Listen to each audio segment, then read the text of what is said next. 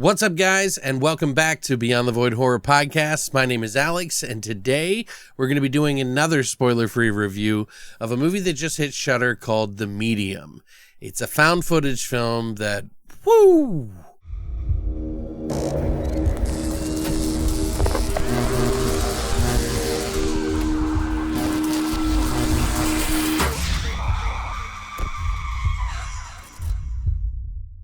So I'd never heard of this film. I didn't know much about it until like a week or two ago. Apparently there's been hype about this. I have no idea. People keep talking about it in some of their reviews and things that I kind of perused because there's a lot of different opinions about this movie all over the place, which is surprising to me because I actually quite enjoyed this movie. Now, first off, what is The Medium? The Medium is about a family who has a shaman in their family and this documentary crew that is documenting how the shaman has come about, what they do, and if this is going to be passed on to the next generation. There is a goddess in which each of the family members who are worthy enough of being a shaman are possessed by this goddess, a good spirit that is to help them to help other people spiritually. The documentary crew, of course, follows this in a very legit fashion in the way that you would watch any of the top documentary style films that you would see on Netflix or any of these places. And then it slowly sort of shifts into the supernatural and extremely bizarre and disturbing footage. This is, of course, a found footage film, which it really is. They find the footage about this and it is pretty jarring. For me, I enjoyed it pretty heavily here. I can see that there are some issues that some people have with the film and I could probably point those things out, but it wasn't that hard for me to just have some sort of suspension of disbelief in some of these areas. First of all, anybody acting possessed in any film is always going to be a little bizarre and a little weird, and you're going to be a little hypercritical of it, especially when you're watching a movie that's about 2 hours and 10 minutes.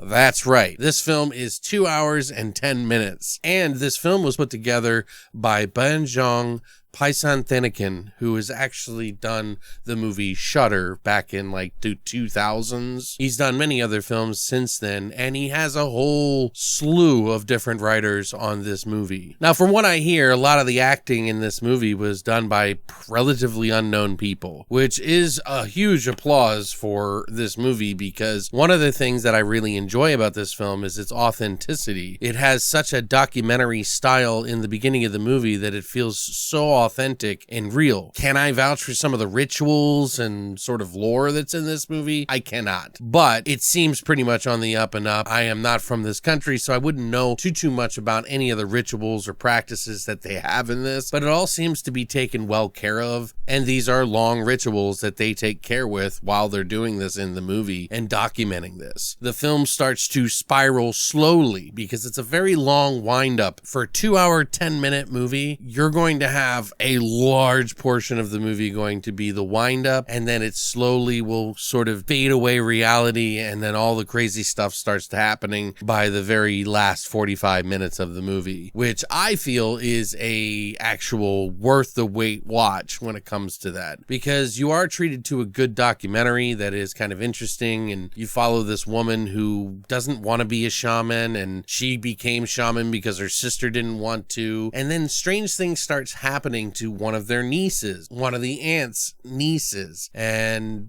she starts to act strange, and they think this is like the coming of the new shaman, but it could be something much, much darker, and boy does it get dark. Like, I've seen some found footage movies that, you know, they tend to go all out, and they have a lot of crazy effects in their movies, which I think is kind of to be expected because we want to see things we haven't seen before. But this movie is very grounded in a reality way that it tries not to get there too fast, too weirdly, too much for the viewer, but at some point it has to kind of break that reality and go for it. And I think there's a lot of people that are having issue with some of the people who are acting in these bizarre ways. But I mean, if you watch even some of the realistic possessions and stuff like that, a lot of this is very similar to that. And I feel like they wanted to keep it grounded in some sort of reality while sort of also just throwing everything at you at once at the end. There is some very disturbing disturbing imagery in this movie that might be offensive to people who love animals, and maybe scary for children for sure. I was kind of blown away by what I saw. Obviously it was not real, but it was pretty horrific what I saw. My mouth was agape. But something about this movie is that I really like how they show the process of this possession and this sort of supernatural event that occurs and how it affects all these different people. You've got a camera crew that's following multiple groups at one time and piecing it together for one large story.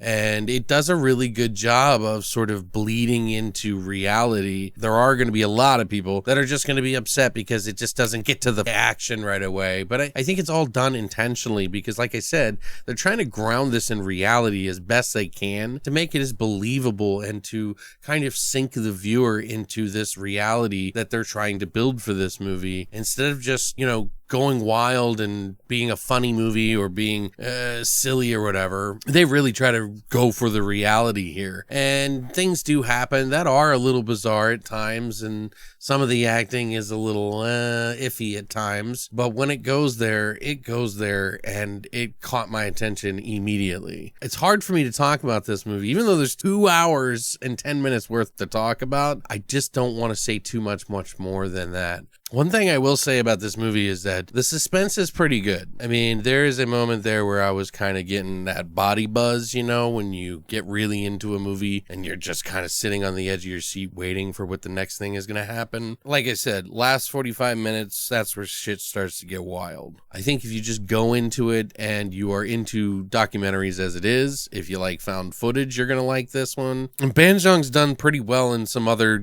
like anthologies and stuff like Phobia 1 and 2, ABCs of Death. He did the segment called Nuptials. If you are fond of like the VHS 2 movie where the suicide cult thing happens, this has sort of elements of that in here where it starts to go batshit cuckoo bananas. And I mean, that's obviously where a lot of people are going to be interested. I did waver a little bit in the middle of the movie that I felt like I wasn't sure if this movie was going to really go there or not, but I personally feel like it pays off by the end. It's definitely worth a watch. I am sitting on a higher number than I think I might want to give, and I'm kind of somewhere between an 8.5 and a 9. Now, it is very different than something that I have seen before. Like, I've not seen a found footage set in Thailand like this exactly, and then follow this whole group around like it did, as long as it did, and how authentic it was. I wouldn't say it's the most unique thing I've ever seen, but as far as found footage goes, I think they did a really damn good job for this picture. There are groups of people that are not very fond of